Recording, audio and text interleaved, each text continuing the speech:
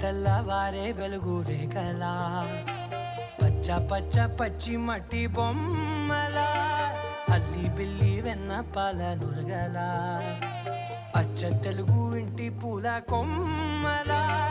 దేవదేవుడే పంపగ ఇలా దేవతే మా ఇంట అడుగే పెట్టెనంట బ్రహ్మ కళ్ళలో కాంతులే మా అమ్మలా మా కోసం మళ్ళీ లాలి పాడేనంట.